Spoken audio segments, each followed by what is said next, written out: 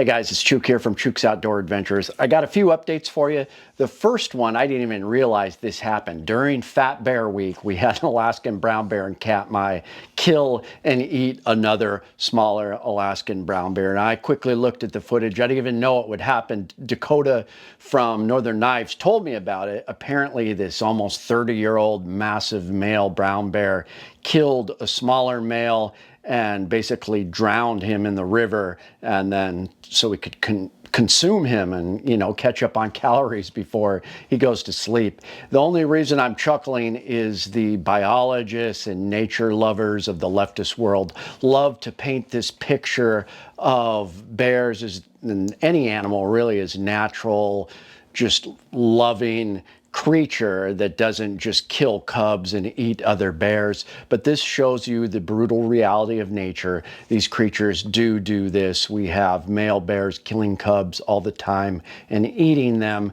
so that the female will go back into heat and that they can do their thing with them. So it's really interesting. A couple years ago, they attached a action camera to an interior grizzly bear here in Alaska. It might have been in Canada, but of course the biologists were completely shocked.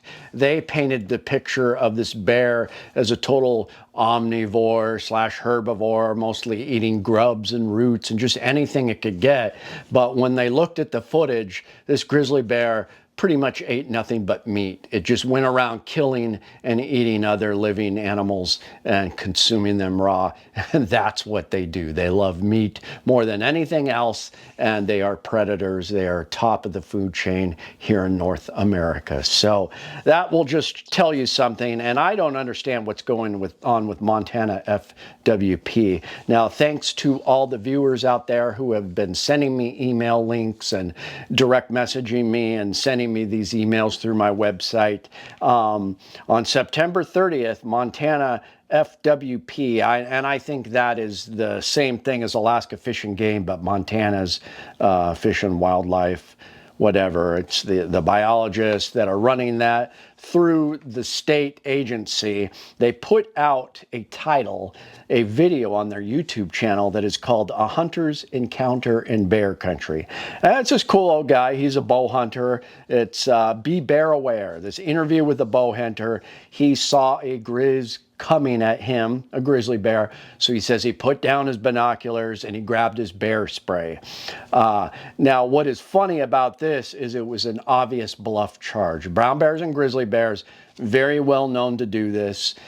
They'll charge and stop. Charge and stop. They'll do it about 3 times until they get close to you, and then they'll walk off. The trouble is sometimes you don't know if it's a full charge or a bluff charge, but this is obviously a bluff charge because it was a sow with cubs, and it did it several times, ran at them and stopped. They don't say that this is bear behavior. They do these bluff charges. So he got out the bear spray, and the last time it did, it stopped within 3 feet, and then he let him have a face, the sow, he let her have a face full of bear spray, and it worked. She left. Now, this is an obvious bluff charge. If it was seriously wanting to eat him, nothing would have stopped it. And as we saw those bow hunters in Idaho that, you know, one of them got his leg chewed on by a grizzly bear. He said twice in his interview, bear spray. People keep asking me if I would have used bear spray. One of them had him on him. It would not have worked. It would have blown right through it. Only this firearm, this 10mm, stopped him. Another recent one, the guys deployed bear spray, and all it did was give them a face full of bear spray as the wind came, and they had to use their firearms to kill this charging brown bear. So we have another account. This is from the Cowboy State Daily, and it is from September 26, 2024. So this was another fall incident that happened not too long ago. So a 31-year-old archery hunter was attacked by a grizzly in the upper Green River Basin of Wyoming at 7:30 a.m. All these stories, well, one of them was from Idaho, but all these stories that have been coming out in the last month are from Wyoming and Montana. So this guy suffered severe bite wounds to his thigh before shooting the bear dead with his handgun. And it does say it was a Glock 10 millimeter. This keeps happening over and over. My detractors used to say, oh, a 10 millimeter pistol cannot kill a brown bear. But just this fall alone, we've got at least 3 or 4 cases, one of them being here in Alaska, that where it worked. The 10 millimeter definitely stopped and killed a charging brown bear or a grizzly bear.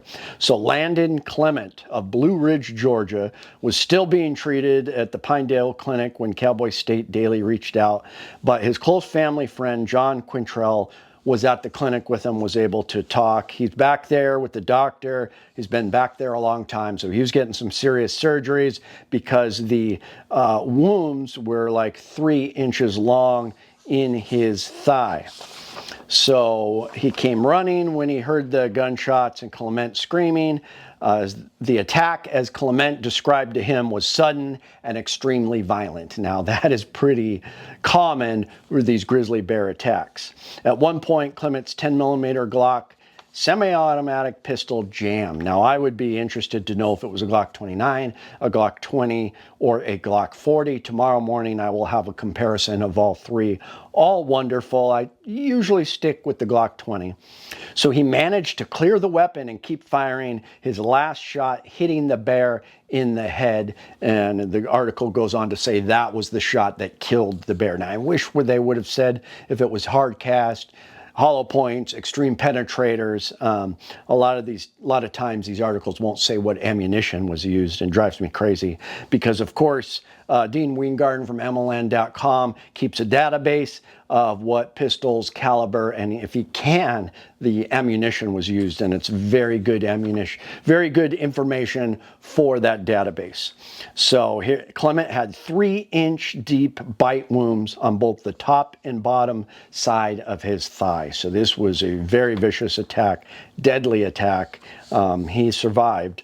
To start with, he is in terrific pain, but after a while he got a little better, he said, adding that the wounds didn't really start bleeding until they reached the clinic. So very lucky.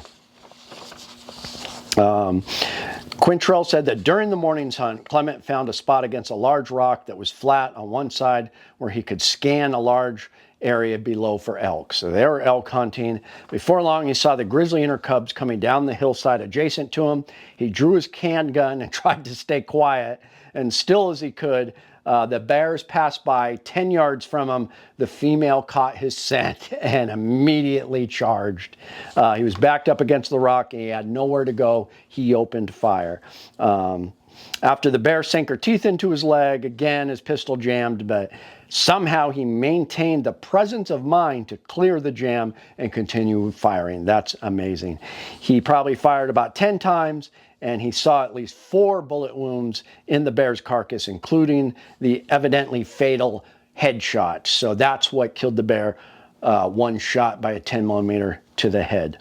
U.S. Fish and Wildlife Service game warden had been informed of the attack and the bear's death. So this is where it gets interesting. Grizzlies remain under federal protection of the lower 48 and may not be hunted.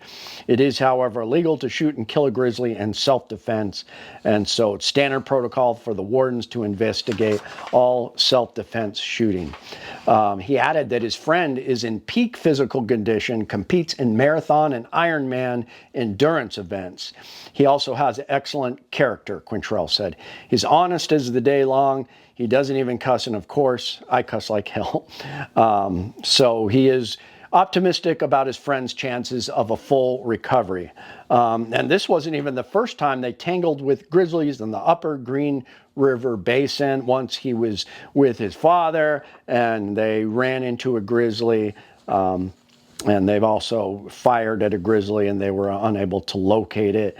They had a .308 rifle and a shotgun on one of those events. So this is pretty interesting. While he doesn't want grizzlies gone, he thinks hunting them would control their numbers and deter them from attacking people and livestock. I could not agree more. This is getting ridiculous, Quintrell said. Whose kid is going to have to get killed before we have a hunting season on these bears? It's going to take a governor's kid or a senator's kid. Is it going to take that? And so it's just, we keep hearing this over and over. These leftist politicians are making these laws where, you know, maybe there's low numbers. I don't believe that the population is going away anytime soon. And we've got a massive population in Canada and Alaska. We've got so many grizzly and brown bears, they just have to estimate how many they are. It's in the tens of thousands. There's no way to tell how many they are, but it is a healthy population. And this population in the Yellowstone area, Montana, Idaho, Wyoming, they're keep attacking people. Well, this is like the fourth attack this fall in that area. And on all the attacks I've read of, the handgun does the trick, and it's always been a 10 millimeter lately. Really interesting. The agencies are still pushing bear spray, which I'm not against bear spray. I carry some on these hikes and hunts I go on, but I also have a big bore revolver, 10 millimeter, 12 gauge shotgun, or a hunting rifle, sometimes all three, with the bear spray. I always flag myself with this bear spray though. But anyways, this isn't going to cut it by itself. You need a firearm, and the media is pushing very hard. You don't need a firearm, only bear spray. And I believe it is because they don't want us to be an armed populace. They don't want anybody to own firearms. So I'm getting sick of this narrative that is being pushed over and over. This is like the fifth, fifth story I've gone over this fall where it's the same story, same narrative. Bear spray works. You know, don't own a handgun. They don't mention handguns at all. Meanwhile, the handguns are what are saving all these guys' lives. So thanks for tuning in. I'll have a 10 millimeter video up in the morning. It's Chuke, your friend in the field.